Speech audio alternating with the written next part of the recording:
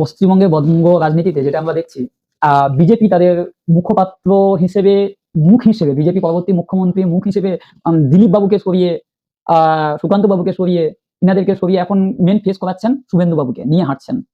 কিন্তু এই শুভেন্দু বাবু একটা মুখ্যমন্ত্রী মানে জনগণের মতো একটু শিক্ষিত, একটু সাজানো গোছানো, একটু ভদ্র আচরণ থাকবে। সেই জায়গায় পরবর্তী মুখ্যমন্ত্রী হিসেবে যদি শুভেন্দু বাবুকে আমরা বিবেচনা করেও চলি, বর্তমানে মুখ্যমন্ত্রী অর্থাৎ মমতা বন্দ্যোপাধ্যায়কে খালা বলে সম্বোধন, কটাক্ষ সুরে খালা বলে সম্বোধন, এটাকে আপনি কি বলবেন? পাগলে কিনা বলে, ছাগলে কিনা খায়। কার বাড়িতে গিয়ে 3 বাটি গোমাংস ভোজন করেছিল আর ভালো লেগেছিল বলে বকরিদের দিন আরো 3 বাটি বাড়িতে নিয়ে গিয়েছিল, এই গল্প আমরা সবাই জানি। শুভেন্দু অধিকারী ওসব নিয়ে আমাদেরকে বলবেন না, ঠিক আছে? শুভেন্দু অধিকারী কাকে খালা বলছে, কাকে ফুফা বলছে, কেউ পাত্তা দেয় না।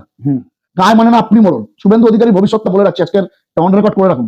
2026 সালের এপ্রিল মে মাসে ভোট, ধরে নিলাম জুন মাসে যে সরকার গঠন হয়, বাংলার মুখ্যমন্ত্রীর নাম মমতা বন্দ্যোপাধ্যায় থাকবে, কোনো চেঞ্জ হবে না।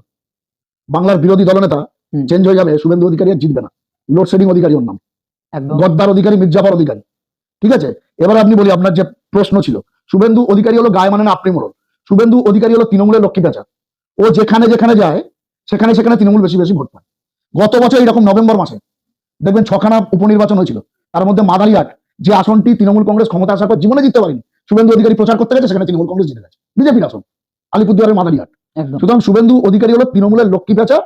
শুভেন্দু অধিকারী যত থাকবে তৃণমূলের লক্ষ্মীর ভান্ডারের মতো ওই ইভিএম এর ভান্ডারও ভরে উঠবে। আর শুভেন্দু অধিকারী ভবিষ্যৎটা বলে দিচ্ছি, 2026 জুন মাসের পর শুভেন্দু অধিকারীর 2-3টে জায়গায় থাকবে। মিলিয়ে নেবেন আমার কথা, মিলিয়ে নেবেন আমার কথা।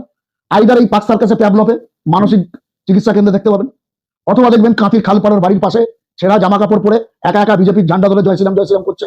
অথবা ওর জন্য তৃণমূল, মমতা ব্যানার্জির মন খুব উদার, জানেন তো? মমতা ব্যানার্জির মন অত্যন্ত উদার।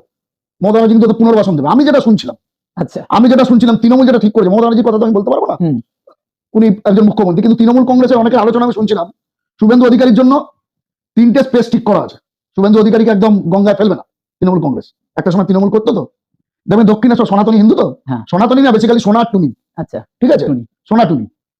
দেখবেন দক্ষিণেশ্বরের স্কাই ওয়াক আছে, কালীঘাটের স্কাই ওয়াক নতুন হয়েছে, ঠিক আছে? আর ওর বাড়ির পাশে দীঘার জগন্নাথ মন্দির আছে। আচ্ছা, ওই 3টে জায়গায় খেপে খেপে, ওই শাহাবুদ্দিনের বাড়ি 3 বাটি খেয়েছিল না, ওই 3টে বাটি নিয়ে আল্লেহকে নাম পার, ভগবানকে নাম পার, 2-4 পয়সা দিয়ে দে বাবা।